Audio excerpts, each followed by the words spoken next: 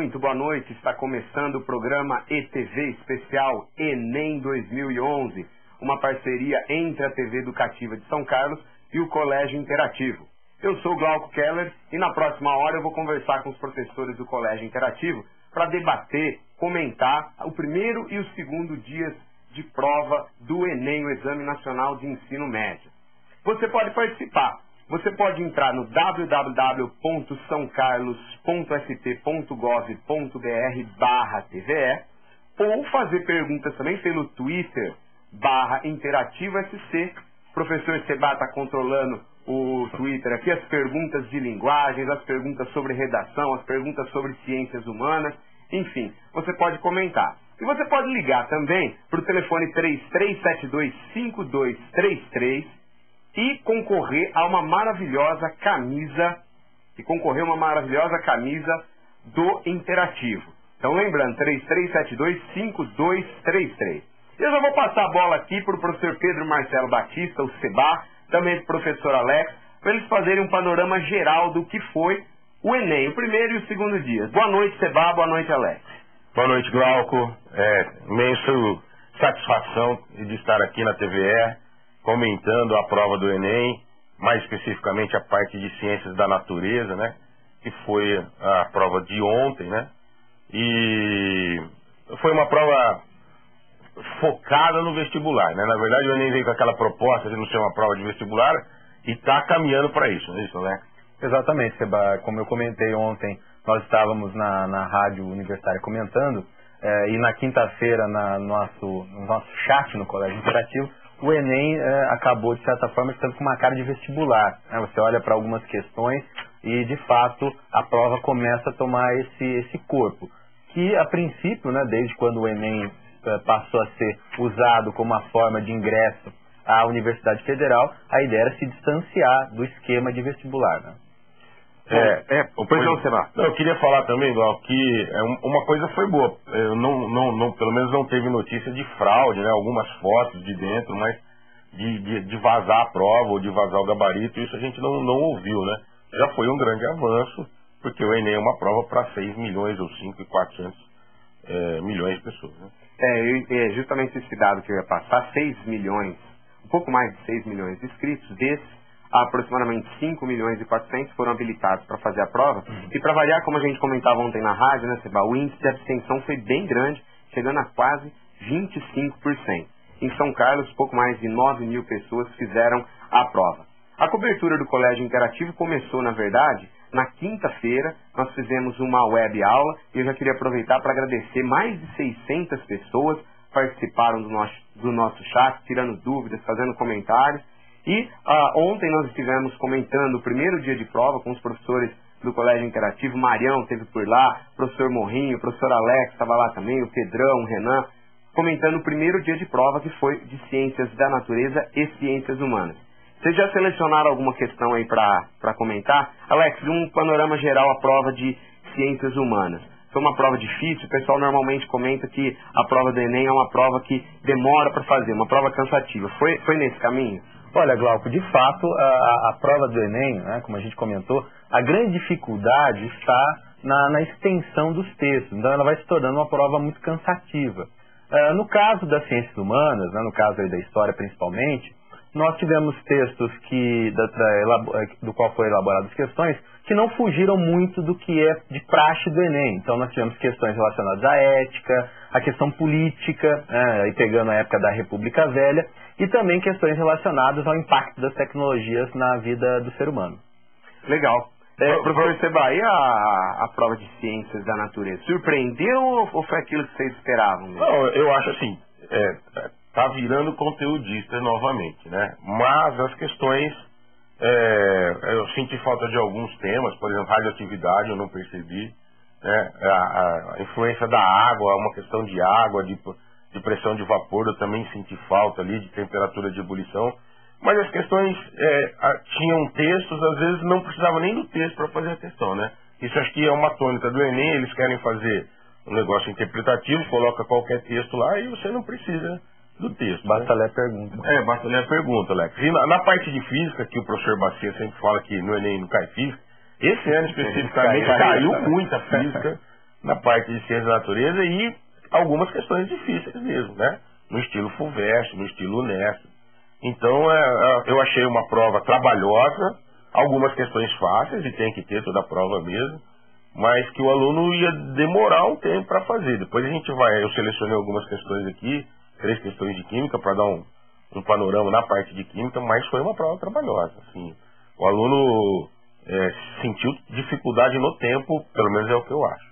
Legal, Seba. Lembrando que o aluno que prestou o Enem pode fazer comentários, sugestões através do Twitter /InterativoSC e também ligar e tentar concorrer a uma maravilhosa camiseta do Colégio Interativo do vestibular 2011, ligando no número 3372-5233, 3372-5233. Eu já vou passar a bola para você, então, para você comentar uma das questões que você selecionou aí para comentar hoje à noite do primeiro dia da prova do Enem. Isso, Glauco. Eu escolhi na prova amarela, a questão de número 50, é um tema na química que a gente chama de termoquímica, né? Então ela dizia assim: um dos problemas dos combustíveis que contêm carbono é que sua queima produz dióxido de carbono. Portanto, uma característica importante ao se escolher um combustível é analisar o seu calor de combustão, definido como a energia liberada na queima completa de um mol de combustível no estado padrão. O quadro seguinte relaciona algumas substâncias que contêm carbono e seu calor de combustão. Aí tinha um quadrinho com os combustíveis, né? E falava quanto liberava cada um. E aí ele fazia a seguinte pergunta para a gente: neste contexto, qual dos combustíveis, quando queimado completamente, liberava maior porcentagem, maior quantidade de dióxido de carbono no ambiente pela mesma quantidade de energia produzida? Bom, olhando a tabelinha, a gente chegaria numa continha, numa regrinha de 3, né? Na verdade é um problema aí mais matemático do que químico. O aluno tinha que fazer o que então? Para responder essa questão, basta fazer uma comparação entre a mesma energia liberada e a quantidade de carbono liberado. Então, o aluno ia chegar na resposta da glicose, ou seja, a glicose, para a mesma energia liberada de todos os combustíveis, é a que liberava mais dióxido de carbono. Chegaríamos então, por exemplo, comparando com todos, né? A glicose chegaria a 7 mols de CO2 e a gente marcaria a alternativa C. Então foi uma questão de termoquímica, mais focado em matemática, né? Então tinha ali que fazer um relativismo entre os combustíveis. É de praxe o Enem tratar de combustíveis, de eficiência nos combustíveis, escolher qual se vai usar o etanol, se vai usar a gasolina, se vai usar o gás natural. Todo ano cai esse tipo de questão. Não era uma questão difícil, era uma questão rápida de se fazer e era para o aluno acertar. Só lembrando, Glauco, que as questões do Enem, às vezes o aluno vai contar no final e a gente tem que lembrar que as correções são feitas de modo diferente, né? Então, às vezes o aluno fala, eu fiz 95 questões certas. E aí, na hora que recebe o boletim no final, vê que não se verifica o que ele estava esperando, porque o Enem é corrigido de um modo diferente, chamado TRI. Ou seja, cada questão tem um peso diferente que a gente não sabe qual é, na verdade, né?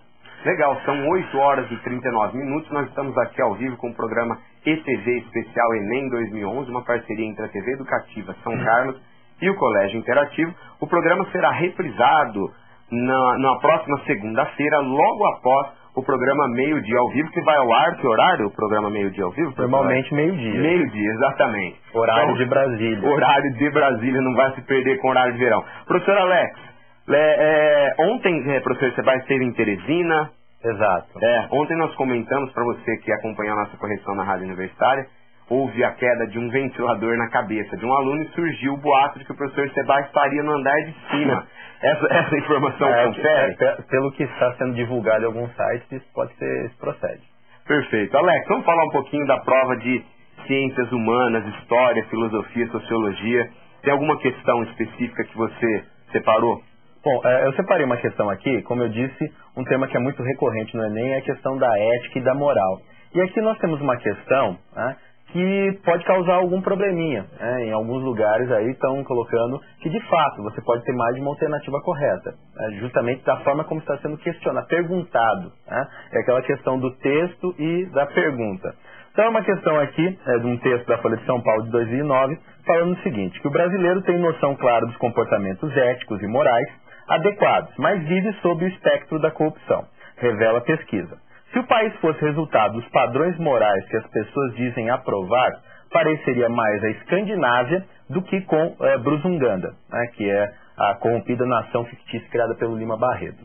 Aí a pergunta é o seguinte, o distanciamento entre reconhecer e cumprir efetivamente o que é moral constitui uma ambiguidade inerente ao humano, porque as normas morais são, e aí nós temos a alternativa correta, a alternativa B, parâmetros idealizados cujo cumprimento acaba sendo destituído de obrigação. Então, quer dizer, nós falamos da moral, exigimos essa questão da moral e da ética, porém, nós encontramos algumas situações em que o aspecto antiético acaba sendo valorizado. Só que essa questão pode causar algum problema, porque se você olhar para a alternativa D, que fala o seguinte, a moral, as normas morais são criadas pelo homem que concede a si mesmo a lei a qual deve se submeter. O aluno pode criar confusão para o aluno. É evidente que a questão está relacionada a o que é moral, os aspectos morais e no discurso, mas na prática isso não acontece. E aí você fica com a alternativa B. Mas pode causar algum problema aí, porque de fato a moral, as normas morais são uma construção da sociedade que o homem acaba se imputando para, pelo menos teoricamente, tentar cumprir. Alex, você acha que há a possibilidade de anulação dessa questão?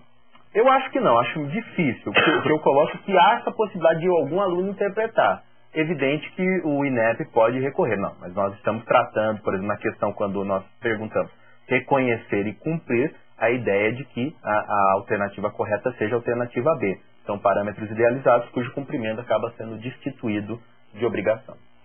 E você que quer fazer perguntas, fazer comentários, tirar dúvidas, você pode utilizar o Twitter /InterativoSC ou então ligar aqui, fazer pergunta também e aproveitar e concorrer a uma camisa discreta do Colégio Interativo Vestibular 2011. Você liga no telefone 3372-5233. Agora são 8 horas e 43 minutos.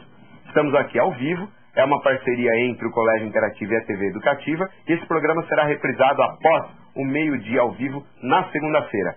Seba, mais uma questão que você separou para comentar. Vamos lá, para o nosso espectador. Essa é a questão 69 da prova amarela. Ela versa sobre química orgânica. Vamos dar uma olhadinha no texto da questão para você acompanhar aí. Diz assim, a bile é produzida pelo fígado, armazenada na vesícula biliar e tem papel fundamental na digestão de lipídios. Os sais biliares são esteroides sintetizados no fígado, a partir do colesterol, e sua rota de síntese envolve várias etapas, partindo do ácido cólico representado na figura. Ocorre a formação dos ácidos glicólico e taurucólico. O prefixo glico significa a presença de um resíduo do aminoácido glicina e o prefixo tauro do aminoácido taurina. Então, se você olhar, ele tem ali a figurinha do aminoácido, né? E diz assim, da substância, né?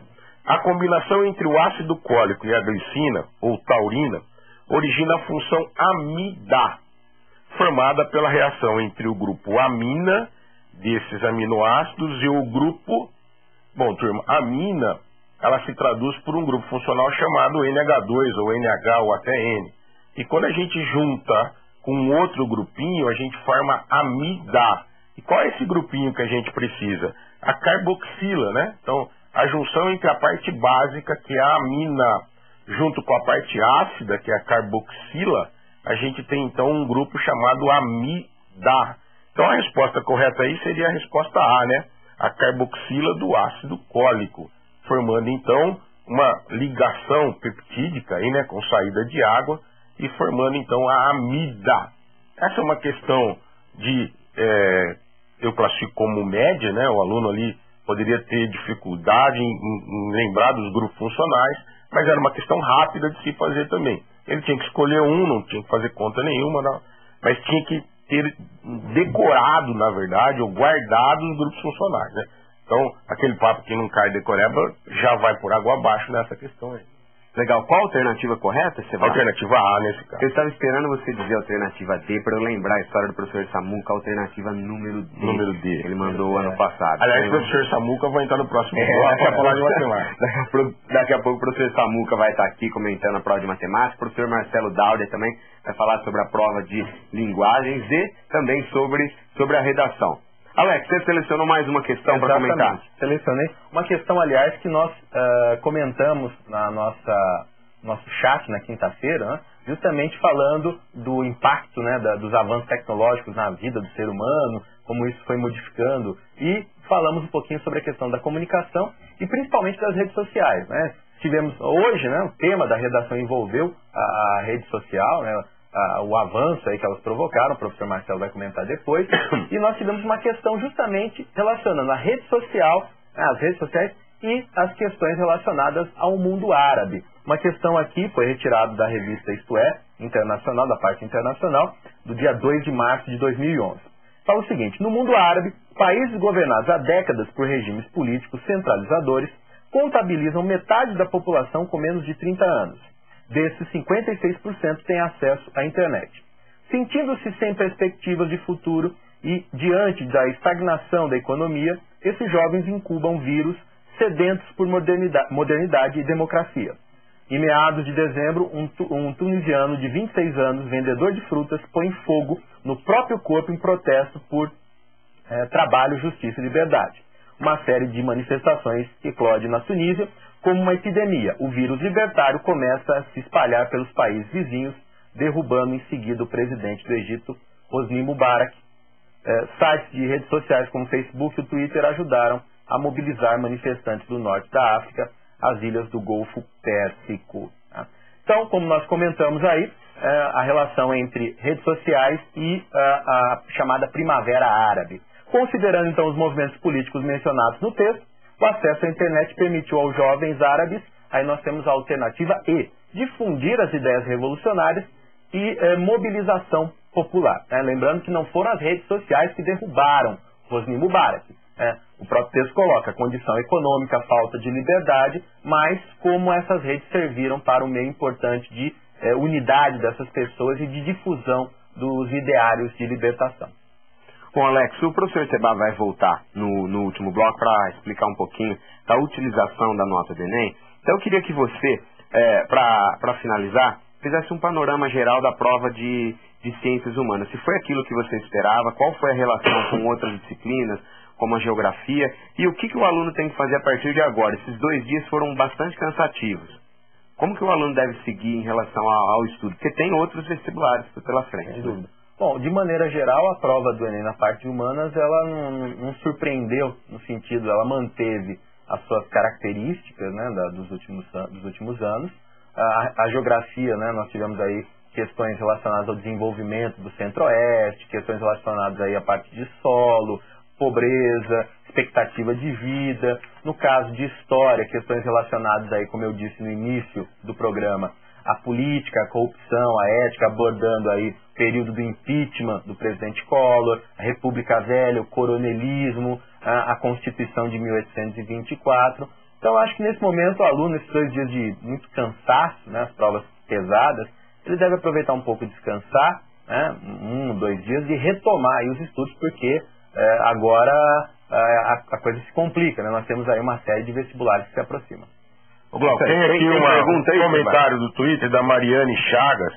Ela disse sobre aquela questão, primeira questão de química, que tinha uma tabela, e ali tinham várias contas a serem feitas, que estava difícil no sentido do tempo. Como ela disse assim, duro é fazer essas contas na hora, é preciso de mais tempo. E o professor Pedro Bombonato, né, corneta mor do Brasil, disse: boa noite, eu tenho uma pergunta para o Glauco. Alguém chegou a comer lápis no decorrer da prova? A gente vai contar essa história no próximo bloco, mas não há informações até agora, viu, Pedro, que alguém tenha comido lápis. Embora o pessoal fique nervoso, eu acho que lápis ninguém comeu. Uma barrinha de cereal, eu acho que sim. Bom, eu queria agradecer demais a presença do Alex. Sebastião, você volta daqui a pouco. Lembrando que você pode ligar para o 3372-5233 e concorrer a uma maravilhosa, uma linda camisa do Colégio Interativo. fazer perguntas como o Pedro fez pelo Twitter Interativo SC, ou acompanhar esse programa ao vivo no www.saocarlos.sp.gov.br/TVE. A gente volta daqui a pouquinho.